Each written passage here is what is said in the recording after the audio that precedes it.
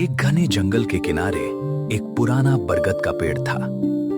उसी पेड़ पर एक चालाक कौवा रहता था जिसका नाम कालू था। पेड़ के नीचे एक छोटी सी झोपड़ी में एक बिल्ली रहती थी। उसका नाम मिनी था। मिनी बहुत समझदार और दयालु थी।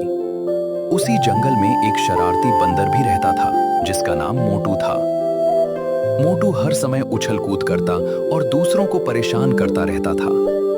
एक दिन मोटू बंदर पेड़ से कूदता हुआ आया और कालू कौवे का घोंसला हिलाने लगा।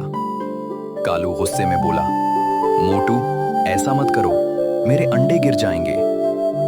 लेकिन मोटू हंसते हुए बोला, मुझे मजा आ रहा है, तुम क्या कर लोगे?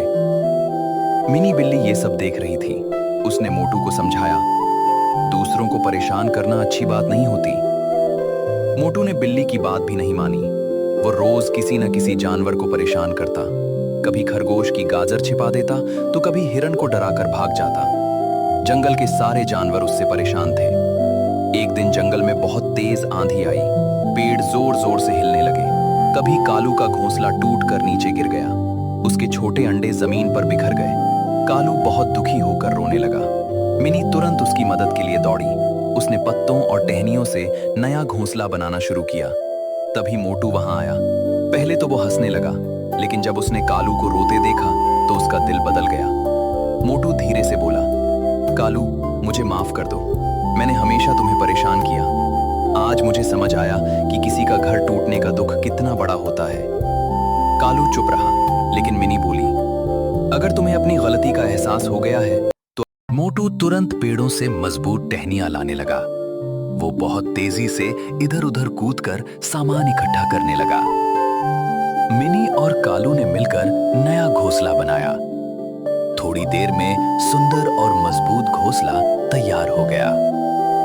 कालू खुश होकर बोला, धन्यवाद दोस्तों, अगर तुम दोनों ना होते तो मैं अकेला क्या करता? मोटू शर्मिंदा होकर बोला, आज से मैं किसी को परेशान नहीं करूंगा, मैं सबका दोस्त बनूंगा। उस दिन के बाद मोटू सचमुच बदल गया। वो जंगल के जानवरों की मदद करने लगा। कभी वो फल तोड़कर देता तो कभी छोटे जानवरों को खतरे से बचाता। अब जंगल के सभी जानवर उससे खुश रहने लगे। एक दिन जंगल के राजा शेर ने तीनों को बुलाया। शेर ने कहा, तुम तीनों ने मिलकर दोस्ती, मदद और समझदारी का अच्छा उदाहरण दिया है। जंगल को ऐसे ही दोस्तों की जरूरत है। तीनों बहुत खुश हुए। वे हमेशा मिलजुल कर रहने लगे और जंगल में खुशी फैलाने लगे।